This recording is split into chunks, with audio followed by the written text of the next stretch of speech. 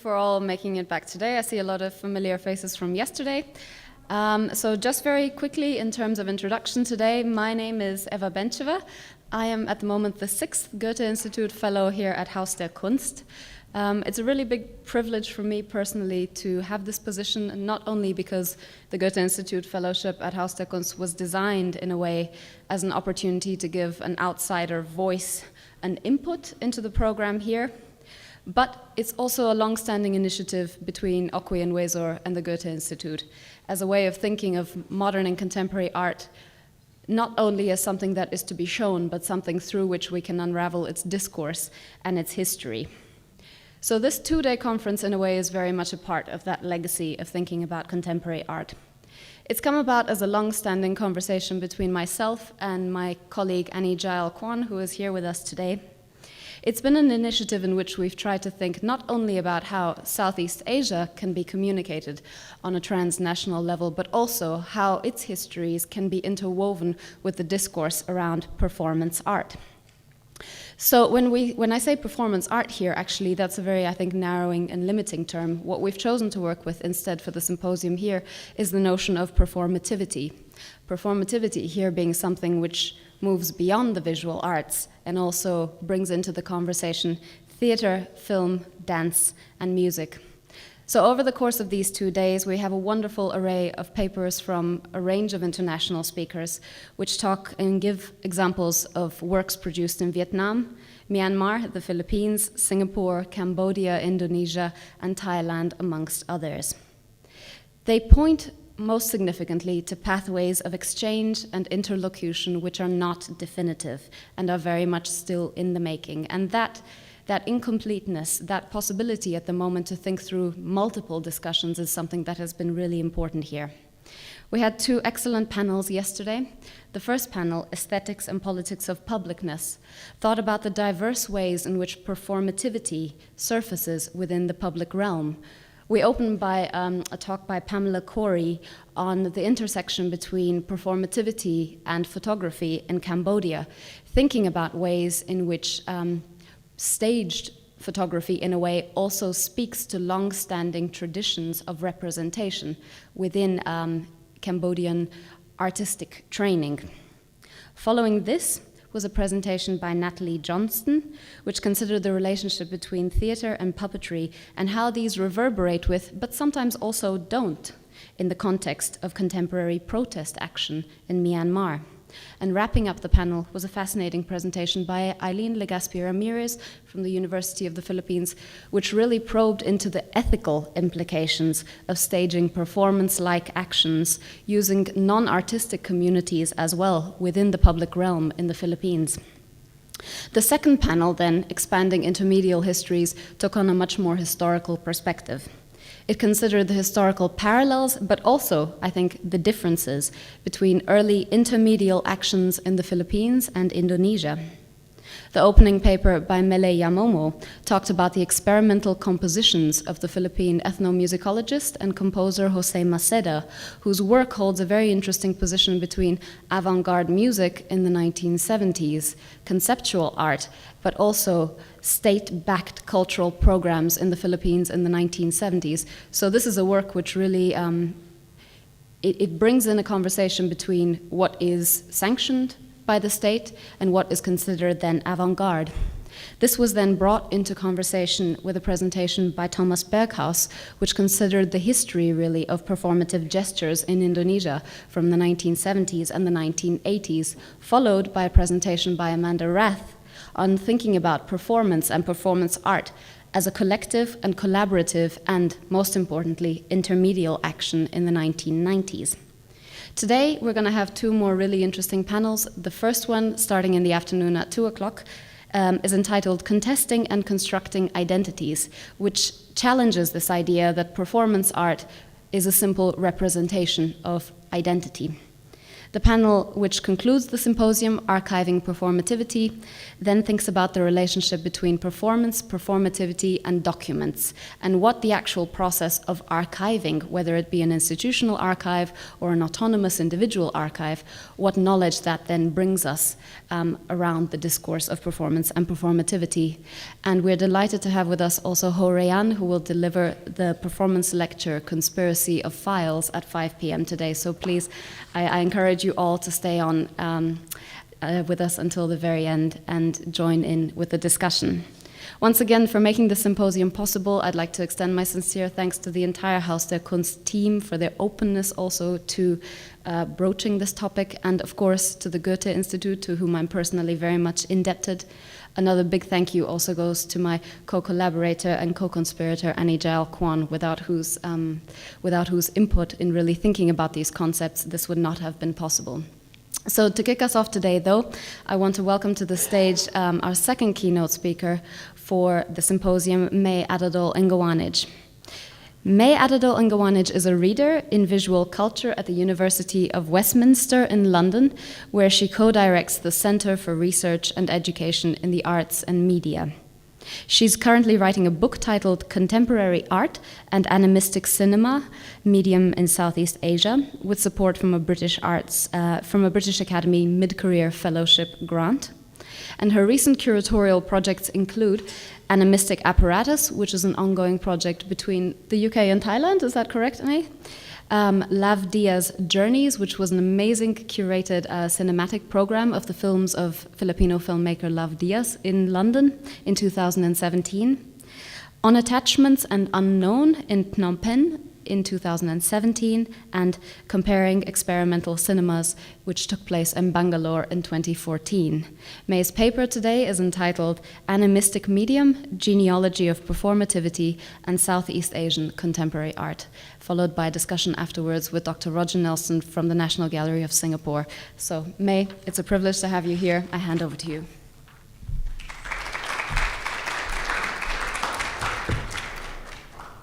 Hello, everyone. Thank you, Eva, and thank you to Annie, Damien, the Haus der Kunst, and the Goethe for facilitating, and all the other organizers. I realize this is, to do a conference of this scale is a huge amount of work involving everyone, and it's been a real pleasure listening in and taking part in the conversations yesterday, which I'm sure will continue today. So, by way of just giving you a sort of conceptual frame for this talk, my talk is going to approach the question of the performative as a matter of praxis and gesture of communication and mediation.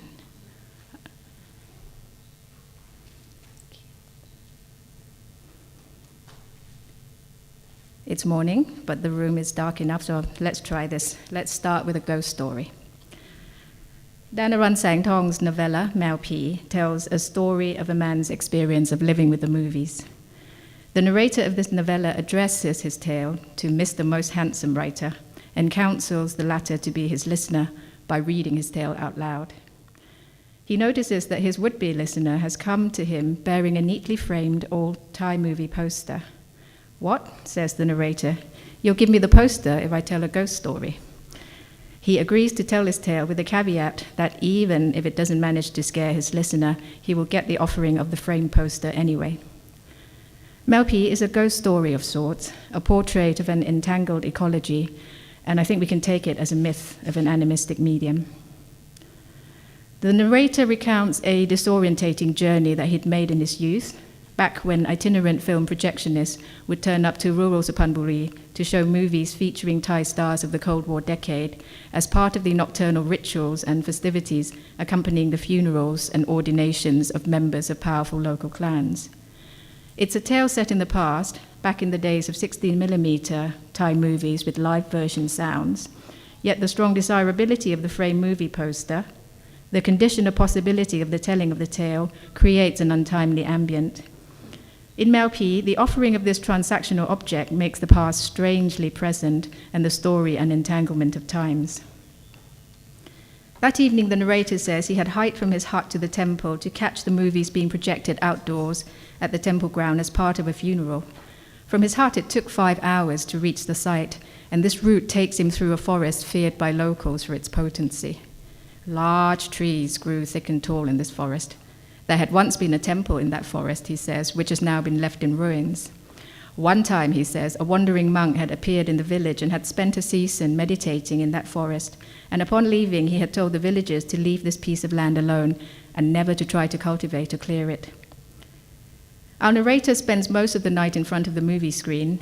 At around 2 p.m., he decides to set off in the depth of night for the long journey home. Some hours later, he found himself back at the edge of the wood on a path leading to a clearing concealed inside this potent territory. He wondered to himself why the wood was so deadly silent that night. Unusually, there were no bird calls, there weren't even cicada songs. Then suddenly he heard the sound of cats. The narrator says he glanced at the clearing up ahead, and what he saw made him freeze. There were close to 100 black cats, young and old, big and small, he says. They formed a loose circle around the inert body of a large black cat. The waves of sound coming from that circle of black fur surrounding the dead body was the crying and wailing of cats. The narrator says he tried to lift a foot to begin to creep away as discreetly as he could, but he snapped a dry twig with his first step. The cats lifted their heads, pricked their ears in a concerted movement, and directed their yellow-green beaming eyes in his direction. Then, says the narrator, he heard a small black cat uttering in the unmistakable mewing of its species, yet with words intelligible to his human ears. Mikai ma ta chot. Somebody is here, Grandpa Chot. The little black cat mewed the narrator's name. Tidkotจากบ้านมาบสันตวา. It's Tidkot from Mab Santawa village. Upon hearing his name, the narrator says he ran for his life. He could sense the wave of tails and beaming pairs of eyes closing in on him. He reached the other end of the wood, and as he crossed the threshold, out of that potent territory, he noticed that the cats had stopped running. They lined up along the edge of the wood and called out to him in unison. In waves of sound, one after another, echoing the same message, they instructed him. Tidkot, tell Sinin that Grandpa Jang is dead. And Sinin is the name of his black cat, back at his hut.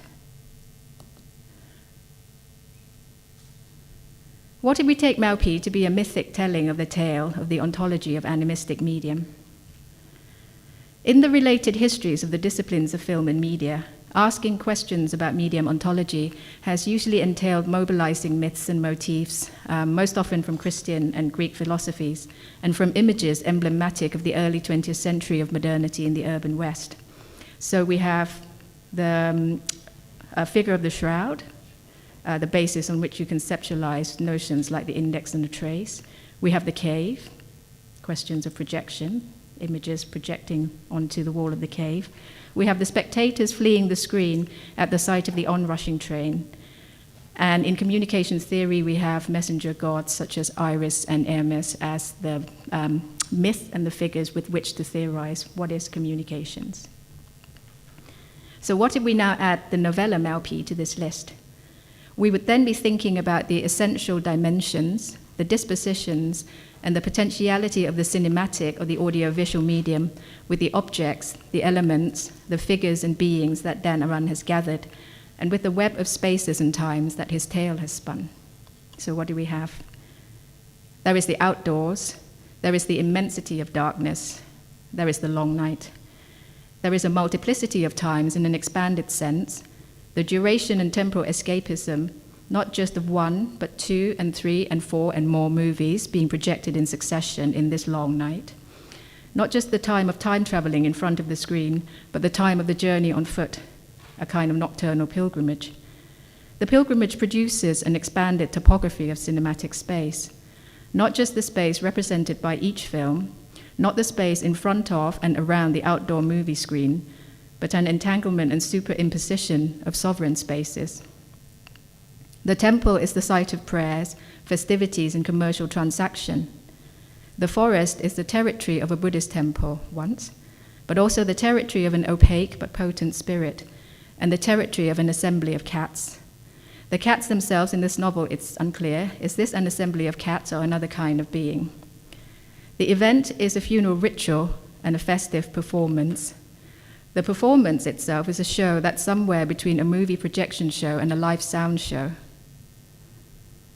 As befits its intermediate characteristics, the indeterminacy of beings and bodies form part of the apparatus of this animistic medium.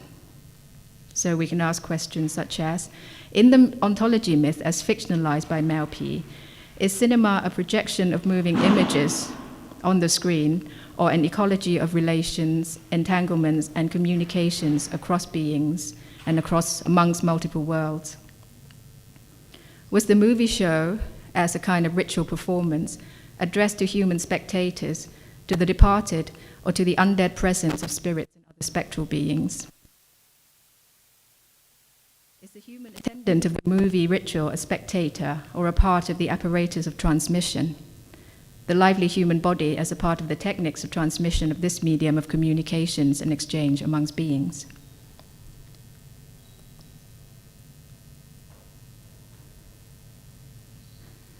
I'm writing a book about artists' moving image practices and the discourse of Southeast Asian contemporary art, and two curiosities keep me with this effort.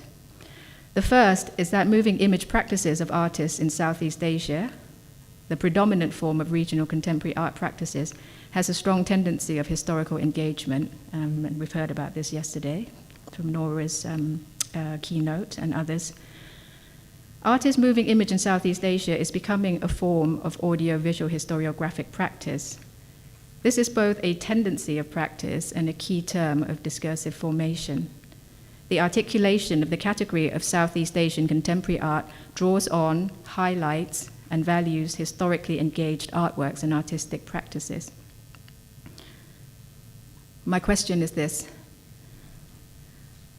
how to think with the tendencies of historical engagement of Southeast Asian artists' moving image?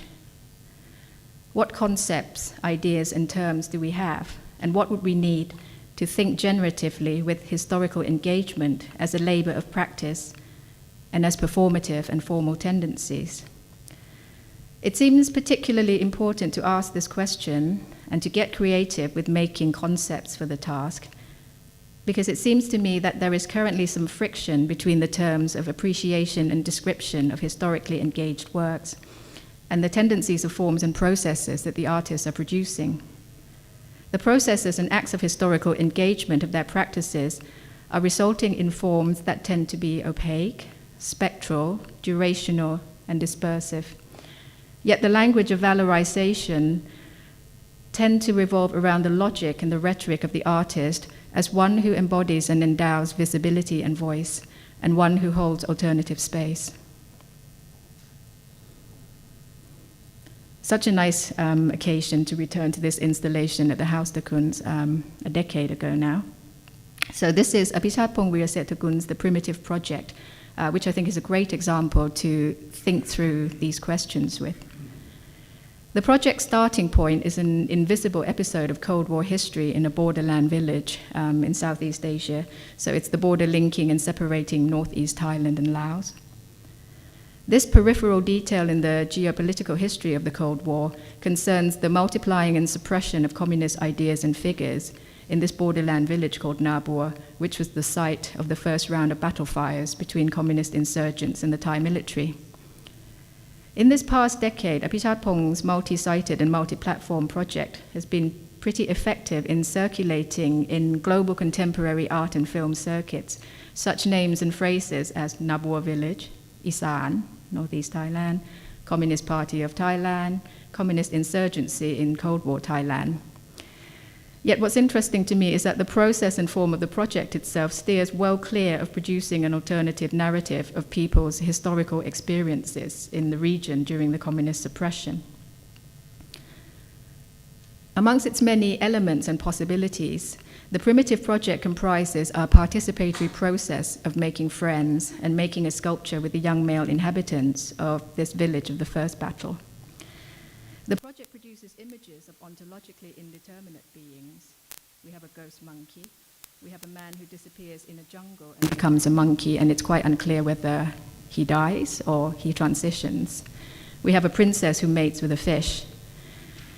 Its installation form creates large-scale spaces to experience intense sensory impressions of different qualities and movements of light. The Primitive Project seems far less interested in disinterring the memories of the Troubles, to borrow a sort of Northern Irish term, the troubles of the local inhabitants of this village than in the way that its youth exist in not remembering. So how to write and talk about the oblique yet historically and politically engaged form of such works as the Primitive Project?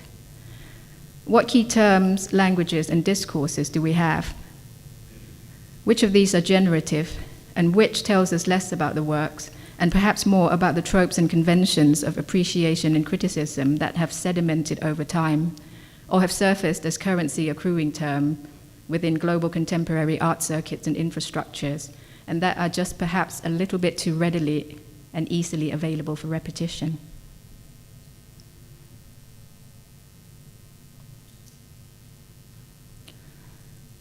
Tropes of making visible and giving voice are common in discourses of appreciation of Southeast Asian artists' moving image, independent films, and contemporary art. They also link with other sets of key terms, therefore thus constituting a sort of paradigm of appreciation. These are such as youth and the new generation as agents of dissent, the independent, the underground, and the informal as sites of birthing, the ethics of the participatory and the relational as community building and making visible a potential public. Such discursive paradigm subscribes to the logic of audiovisual reparation, of the value of historical representation as creating works that make visible, audible, and legible what has been made invisible or silenced. In other words, they subscribe to the structure of utterance that associates dissidence with being visible and being heard, and that associates the visible and the audible with the legible and the knowable. What I'm wondering is if this paradigm of appreciation also symptomizes a legacy and an afterlife of a regional vanguardist position of artistic agency and enunciation. So the second curiosity I'm trying to find a way to work through in my book has to do with whether there are connections or perhaps links of a tacit or even culturally unconscious nature between this present-day discourse of appreciation and the legacy of the Cold War era's vanguardist discourse. My speculation here is that the masculinist vanguardism of Art for Life continues in residual form in constituting the discourse, categorizing, valorizing, and enhancing the institutional currency of Southeast Asian contemporary art. This discursive framing values the historically engaged artist as producer of dissident art under authoritarian regimes. The historically engaged artist becomes the return, the present-day version of the artist dissident as the organic intellectual, the educator, the liberator of the people in unevenly developed societies.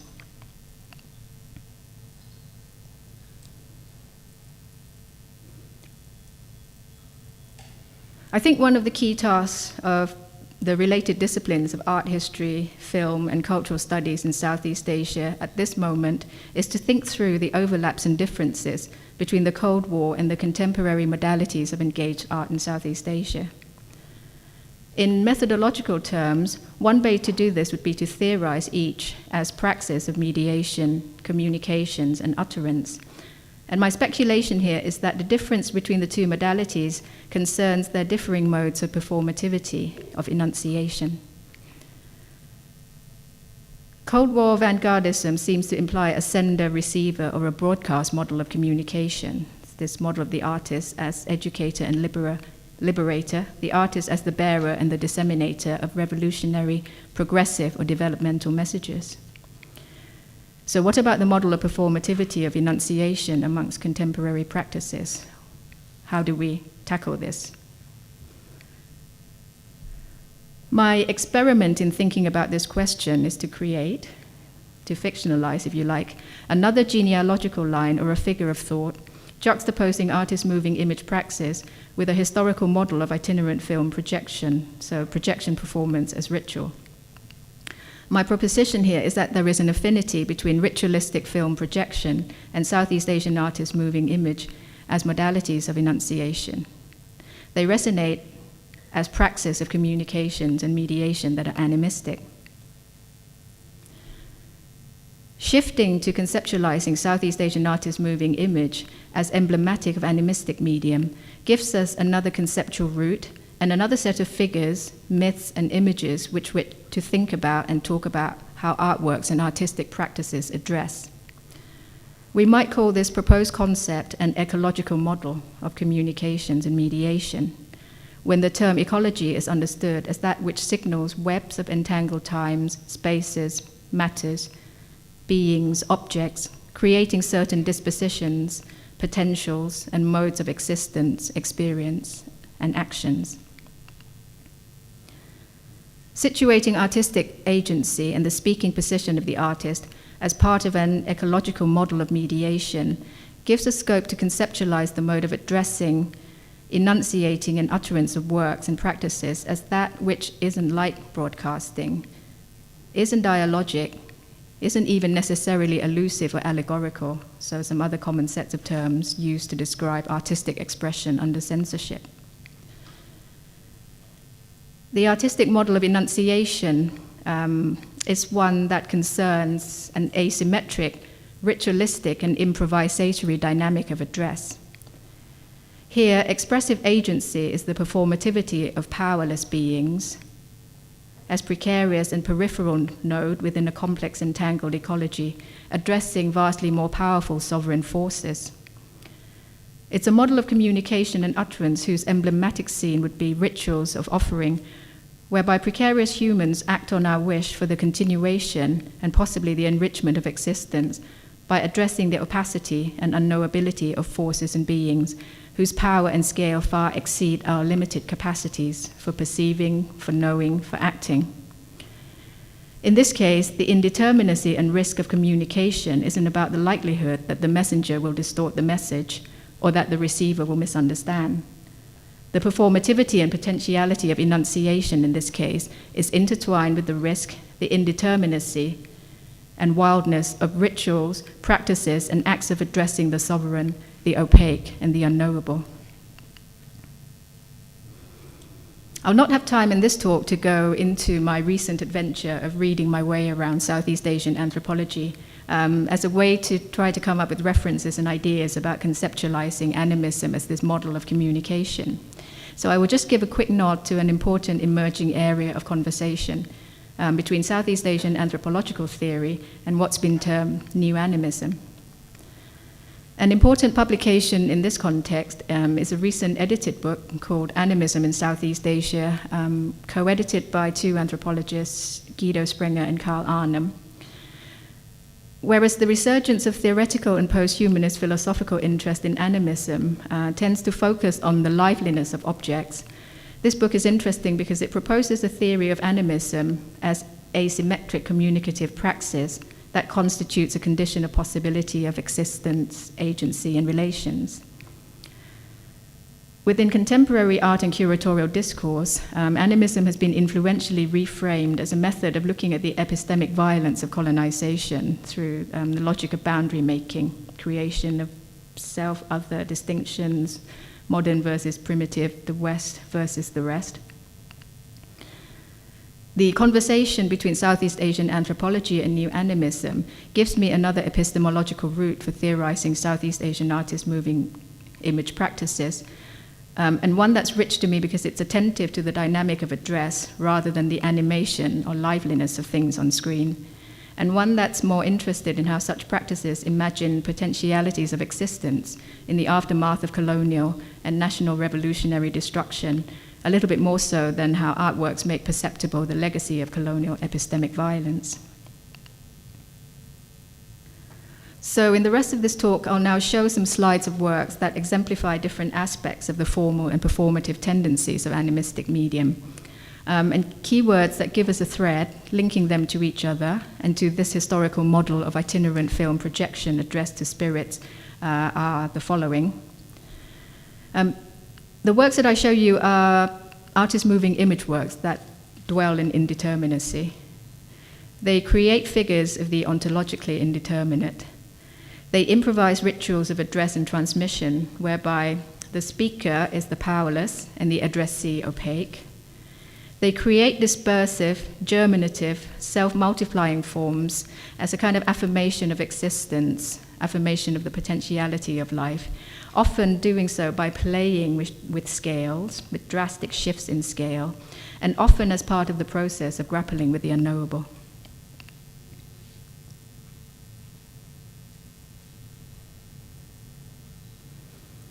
Goragwit Arunanonchai's Painting with History in a Room Filled with People with Funny Names 3 is a single-channel video and also a video installation that figures a drone as an ontologically indeterminate being. The drone is both a machine for capturing so many images of the world and a spirit that the narrator addresses by the name of Jandri. So the video, the way that it works is a conversation between the narrator addressing Jandri.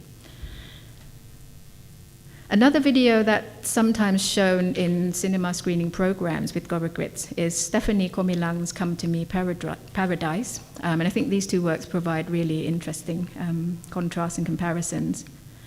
Komilang's work figure the drone as the ghost that speaks. So the drone in Komilang, the voiceover is the voice of the drone. The ghost that speaks of the experience of Filipino domestic workers in Canada, and the ghost that transmits the images that the women take to their loved one, send to their loved ones back home. Goragwit's video and installation deviates from post-internet art's preoccupation with the eye as the source of utterance, and it creates this intense montage, this intense assemblage of images and effects of collectivity. Here, the drone as image capture device and as the spirit Jantri is the opaque, ubiquitous presence that's addressed. So in this work, the drone doesn't speak for or as the usually voiceless, and instead the drone or spirit is addressed as that opaque, indeterminate, and ubiquitous presence.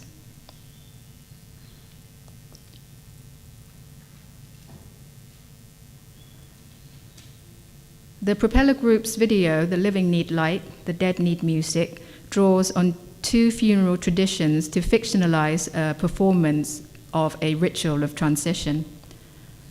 Combining the musical and bodily performance repertoires of funerals in Vietnam with New Orleans big band music, the duration and audiovisual body of video enacts a move to the threshold, to this threshold which links land and water, this threshold which links and separates the realm of the living and the realm of the dead.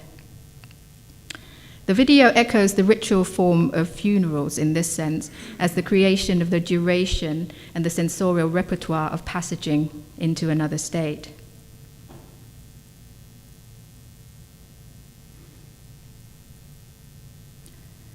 And I think it provides a really interesting companion piece to this video documentation of performance by an artist called Ariyara Jamran Suk. The Propeller Group's video implies a conception of ritual as passage and duration of transition, whereas Ariyara Jamran Suk's notorious series of performances with corpses approaches rituals as a matter of transmission. In this series of performance works, the artist improvises a repertoire of communicating with corpses.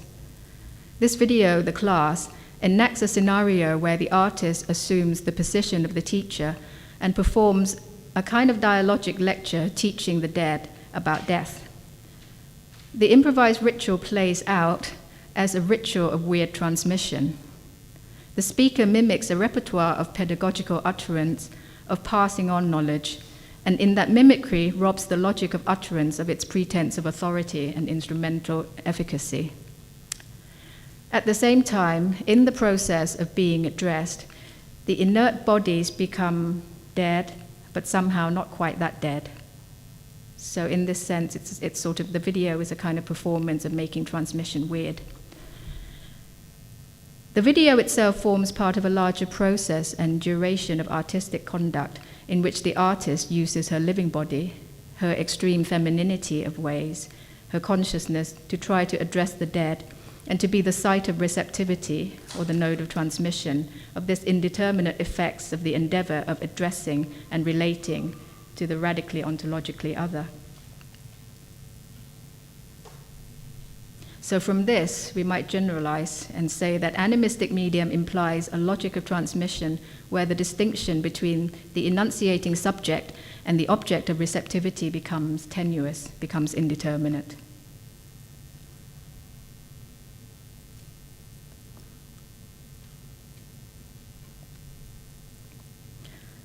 Figures of ontological indeterminacy recur across Southeast Asian moving images.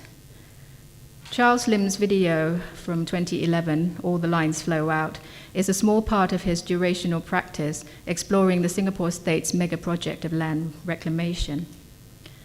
At the most obvious level, this project thematizes the state's efforts to control and extract the sea through infrastructural politics.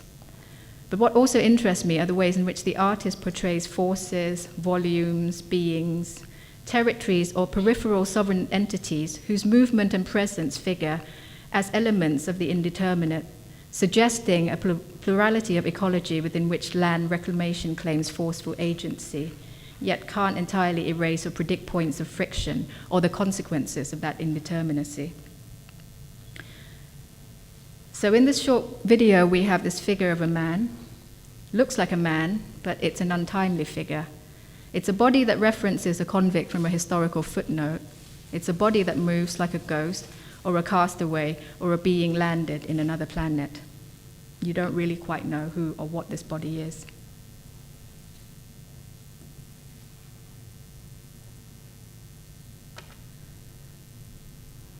Again, a body that's simultaneously a character and something else. This body is simultaneously a peripheral character of a grieving indigenous mother in filmmaker Lovedear's historical drama, From What Is Before, set in the time leading up to Ferdinand Marcos's declaration of martial law. She's a character in the present time of the story, and at the same time, in the way that she moves in and out of the film frame, the film intimates that this is a figure from another time and from the what of what is before. The time-space before what you might call the necropolitics of colonization and the necropolitics of national independence is usually the realm of the potential in Lovedear's films, and this is, if you like, his mode of romanticism. What interests me particularly about this scene is the vertical axis of movement off-screen that's created. So it's a scene where this woman is dancing in her sort of ritualistic dance of grief. The way that she moves off-screen, usually in cinema, the standard way of moving characters off-screen, you follow a lateral axis, right? This way or that way. And that is also a way of conveying a kind of relationship of humans to the environment in which the ground is solid. Yeah, this kind of implies an epistemology of human relationship to the environment in which humans move through space, inert space. What happens here is this character moves off-screen on a vertical axis, slides down past the bottom frame line. We get this a little bit too in some of Hue Sam Nang's work. This is the installation that Pamela mentioned yesterday in her talk, Priya Kun Long, the documenter installation. Again, it has this, parts of this video has this unusual axis of movement, vertical axis of movement, going down the bottom frame line. And I'm finding the recurrence of this move in a number of other contemporary moving image works, Southeast Asian, and also in a number of others, artists from Latin America as well.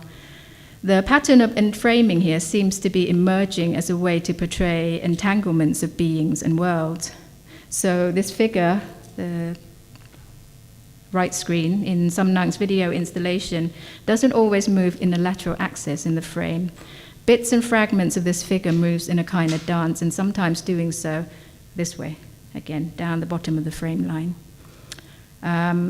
A short video by Argentinian artist Eduardo Williams called Kutsi a Puma, very, very interesting work, ends in a very dramatic sort of vertigo-inducing fashion by having a figure of a boy stepping as if it's going subterranean.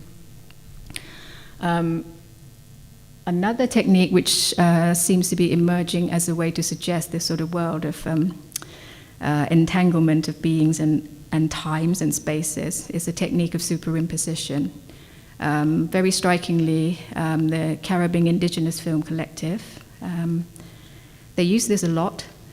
And what's interesting there is the way that superimposition no longer becomes a case of conveying the psychological state, dimensions of characters, which in film history, that's historically, that's how it's been used, to convey a sort of dream state, psychological state of an individual. There now seems to be a shift towards using superimposition to convey a world of multiple worlds entangled.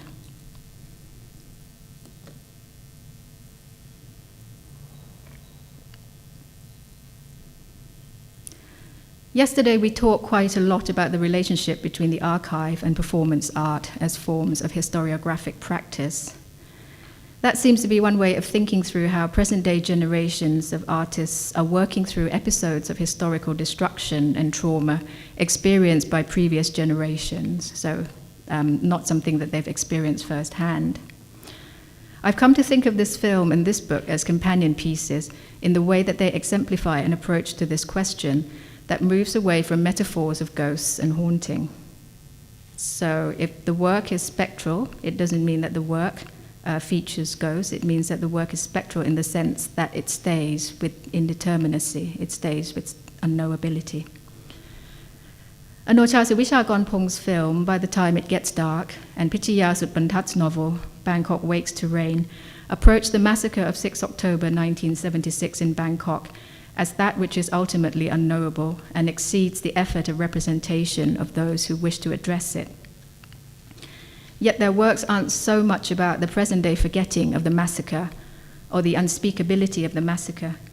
And instead, their film and novel shift to approaching the afterlife of the massacre as that which is everywhere and nowhere in Thailand. Like ether, the afterlife of the massacre is the nothing that connects everything. To quote a really interesting book on ether, as a kind of history of ideas book on ether by a theorist called Joe Milutis. The massacre is like the nothing that connects everything, creating the world of everyday existence in Anorcha and Pichaya's works. The afterlife of the massacre is here, a medium of existence, constituting relations and conditions, ways of life, everyday life, in ways that the characters aren't necessarily conscious of. The important question that these works then ask is, what is life in this afterlife of the massacre? What are the possibilities of life in a society living the afterlife of a massacre?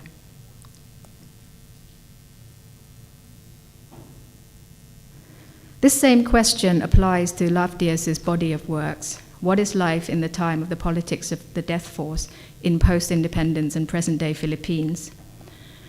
At a formal level, we can think about how his work asks this question at the level of the narrative of each film. But I think it's also interesting to think about the extreme length of most of his films and the challenges that they pose to exhibition as an act of making, of germinating cinematic forms as gestures of affirmation of existence in response to this question. The running time of Lav's long films can go for up to 10 hours, so he's become known as this notorious maker of just really long films. Partly to be provocative, he says that his preferred way of projecting his films is to project the films continuously from beginning to end, without intervals. Let the films live, let them run, he says, but that doesn't mean that you, the audience, have to stay. Lots and lots of questions have been asked about why does Lavdias do this? Who does he make his films for? How the hell are we meant to watch and experience his films? This praxis which creates works far in excess of the human capacity for attention in front of the screen. Sometimes in interviews he will reply by saying that he makes films for a cinema to come. It's not an uncommon gesture for a film auteur to make, right? Signaling their anticipation of capacities of cinematic form, cinematic consciousness, and audiences to come. That tends to be glossed as a sort of futuristic discourse. But what interests me about Lav's body of work as a praxis of mediation is the way that it combines gestures of the anticipatory with gestures of channeling ancestors, to think back again to the sort of romanticism of his work. Making and projecting his films become rituals of transmission of that presence and time from what is before. And here we have laughs in joke, cinema in joke, in a film called A Lullaby to the Sorrowful Mystery, where he's playing with this mythological image of the spectators fleeing, the image of the onrushing train in front of the screen. This is a scene. The film is set in turn of the 20th century Manila, and this is a film screening event at a party consisting of Spanish colonial high society figures. And what appears on the screen is this sort of figure of the ghost, that which is before colonization, and then all the sort of Spanish high society people at the sight of this flee the screen.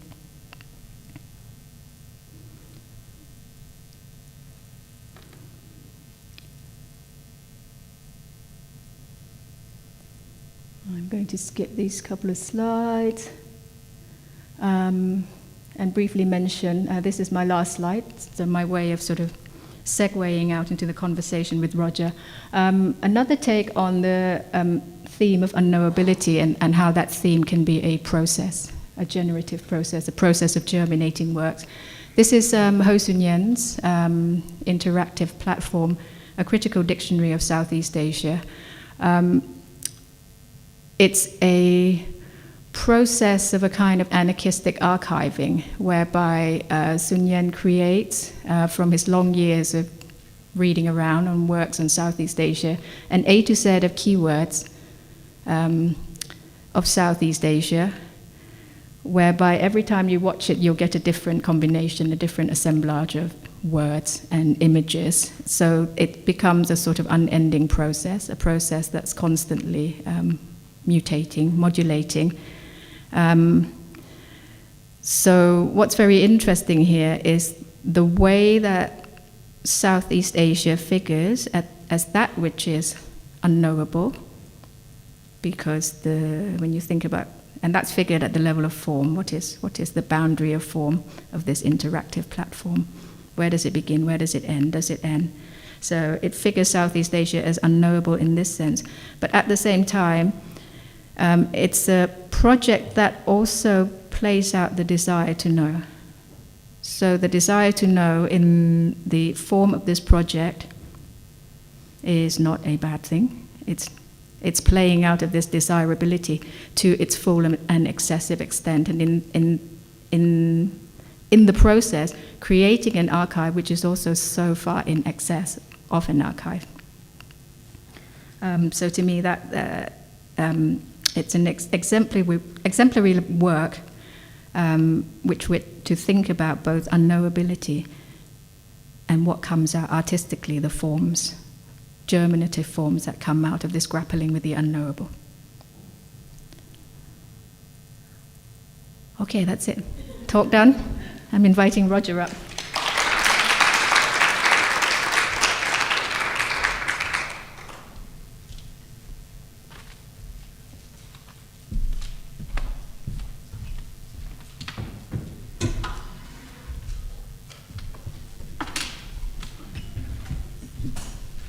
Hello. That was fun. Where to begin? You and I have talked a lot over time about the notion of keywords. I think we share an interest in this sort of these questions of language and of finding ways to speak about things that almost don't need to be spoken about. And one way, I think one way that we could talk about that, and perhaps we should later, is to think about the differences as we shift between languages. Because many of us who work on Southeast Asian contemporary art necessarily draw on Southeast Asian languages, and yet most of us publish only in English or other European languages. So I think one of the things that's interesting about your work is that you do move between the Thai and the Anglosphere, and you publish in both languages. But before we get to that, I think I'd like to think about the sort of another kind of tension, which is not between the vernacular and the cosmopolitan English, if you like, but rather the tension between keywords or terms of address and the voice of address. So you began with this lovely ghost story. Am I right? Is it Maupi? Is the name of the novella? So the ghost story in which the cat speaks, and the cat speaks in cat voice and yet in human language. And somehow we understand immediately when you describe that what this means. We can hear the cat and we can understand what the cat is saying. So I'd like to think about that in relation to Arya Rajnamensuk's The Class, which is one of a series of works in which she addresses these corpses. And yet that's not quite what's happening, is that she's addressing the corpses, but she's also ventriloquizing the corpses who are addressing her back. And when she speaks, be it in the Thai versions or in the English version, she speaks in a voice that is her voice, and yet that is not her voice. It's her performing voice. It's her voice performing being a teacher, even though she is a teacher. So I guess I'd like you to ask you to sort of reflect a little bit on this question of the tension between finding the right terms of address. And you're proposing, I think, a really exciting range of new kind of words and languages for discussing these kinds of practices. And you talk about things like rituals of transmission. These are very carefully chosen phrases, I can see. And yet I'd like to ask, how do these new words, if you like, fit with the kind of voices that we use? Whether we're speaking in human language but in a cat voice. I mean, it's a really great association to make from the story to Arya for two reasons. One is that you seem to have intuited that the story, even though it's written in Thai, it's also a process of perverting the written Thai script so that it disorganizes the spelling system of the Thai script in order to capture the regional lyricism of the Suphanburi dialect, and therefore to disrupt the official central Thai writing system in that way. So there's a translation and a making weird process going on there already. The question of the tone of delivery of an idea, Arya teaches me about this very, very much, because Arya's whole practice is a sort of demand that you pay attention to this, you pause and pay attention to this. Not just in the way that she very cheekily ventriloquizes, but in the extreme femininity of the way that she delivers. Whether it's in a sort of bodily sense, in the gestures that she does, or in the way that she speaks.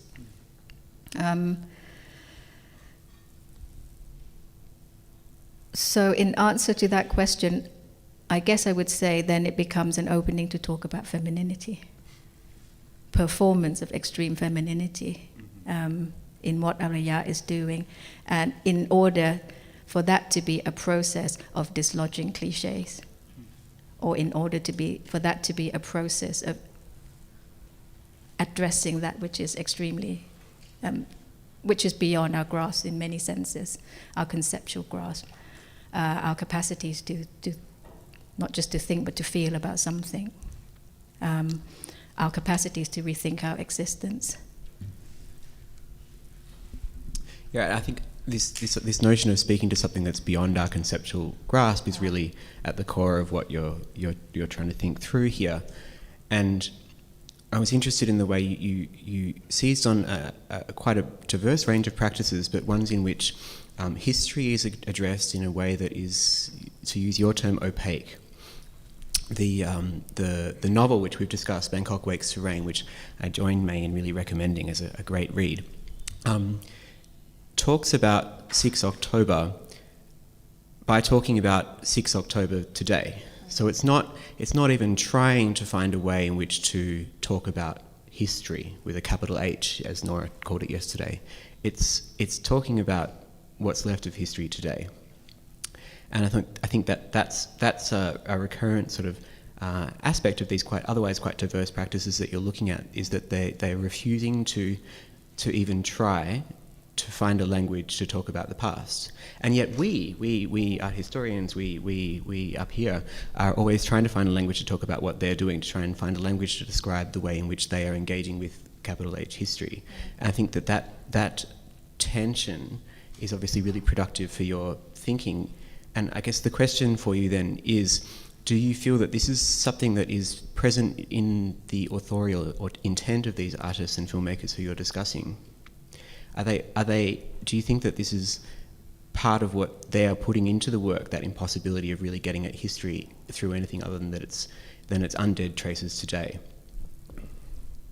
I think one of the things I'm also trying to suggest needs to be done is to shift from a method of, whether it's art historical writing or film criticism, or a method of writing about works, about an artist's practice, which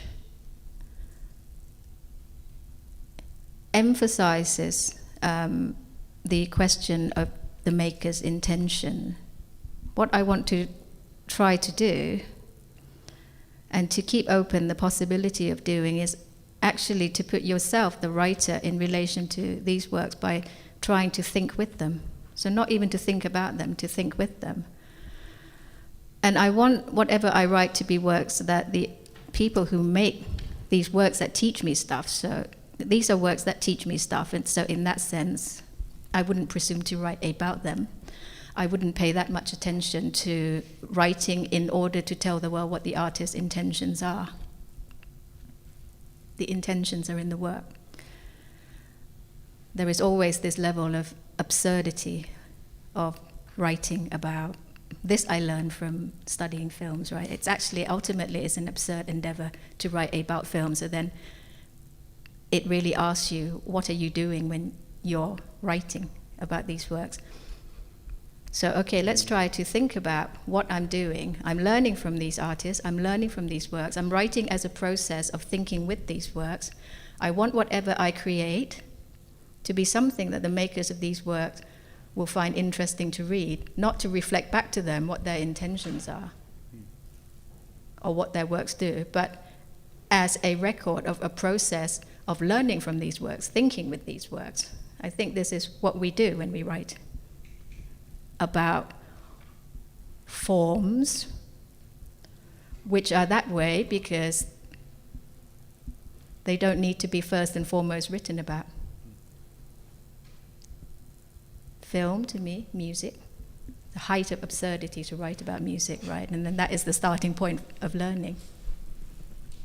So I want to open it up to the floor, but first with one more comment, that this process you're describing of writing with the works, I think, to me, brings to mind another sort of another thing you talked about, but you moved over rather quickly. But you've talked about it in some length in your writing before, which is the role of the human agent in ritual performance projections. So itinerant projections in northern Thailand, which are films that are being projected perhaps for living people, but perhaps also for undead spirits and others among us. And one of the things you said just now was that you asked the question whether the human agent who attends these kind of movie shows and movie shows in theatres as well, the other kinds of movies with which we're more familiar, whether the human agent who goes along to the movie is a spectator, or whether that human agent is actually part of the apparatus of transmission. This is, I think that the terms which you had rather carefully chosen. And so the kind of process you're describing of writing with the work is placing yourself as a part of the apparatus of transmission. I see what you mean. Yeah? Yeah. No, that's a very nice point. I think there's something in that. And I think to shift to this sort of what's if thought experiment, what if we don't think of ourselves as spectators or beholders of work, but as participants in other ways? What's generative for me about that is also it becomes the point at which you can think about contemporary works in a kind of relationship with precedents, much older precedents. And I think this echoes the point that Natalie made in her presentation about the labor of thinking and talking about work, seeing as sort of worked in a more long arc way. What sort of relationships, what sort of genealogies can you establish? Because that model of participating in ritual performances, it's an old one, right? It's a one that exists in various ways in Southeast Asia and many places in the world. So it's not something that's particularly novel, but it's a model of aesthetic experience and participation, which doesn't usually get situated with modern and contemporary practices. So in that way, it's interesting, I think, to try to make this move and to think of the role of the humans not as the beholders, not as the producers, but also part of an apparatus. So when we talk about rituals, let's not forget that rituals are not just about bodily performances, but a whole installation of objects and apparatuses that creates a duration, and including humans functioning sometimes as one of the objects. Part of the ensemble. Yeah, part of the ensemble.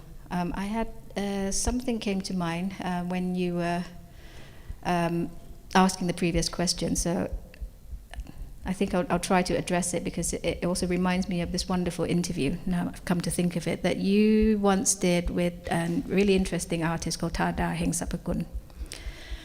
And this is around the question of Thada Hengsapakun is a sort of born in the 1980s. 86, I think. Yeah, so the generation of artists which are very much grappling with the history of political destruction in his home country, Thailand, but as second-hand, third-hand memory. And in this interview that you did with him, he very strikingly says that we artists are powerless, and this is the position from which you have to start to make works. When you say that there's this generation of artists who are moving away from treating history as this event, as this capital H, I think it's also very, very significant that what they're moving away from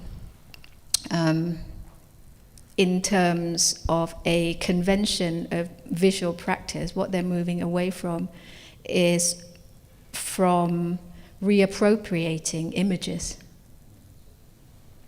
which have become emblematic images of those events. I think this is what's interesting to me chiefly about, photographic in nature, particularly as well. photographic images. So it's not a case of a strategy of reappropriation, reclamation of images, but a strategy of doing something else. So I think this is why somebody, an artist like Anocha Wichakornpong, the way that she treats, very, very provocatively treats the massacre, 6th October massacre, as something, if it's imaged in the film, it's imaged in a way that's evidently speaking of a very impoverished way of creating more and more and more images of the event in order to try to shift to saying, well, 6th of October, actually it's like ether. And without the cliche of the photographs, and also without the cliche of the folding chair. Right? Yeah. With that, I should open to the floor. We've talked for long enough.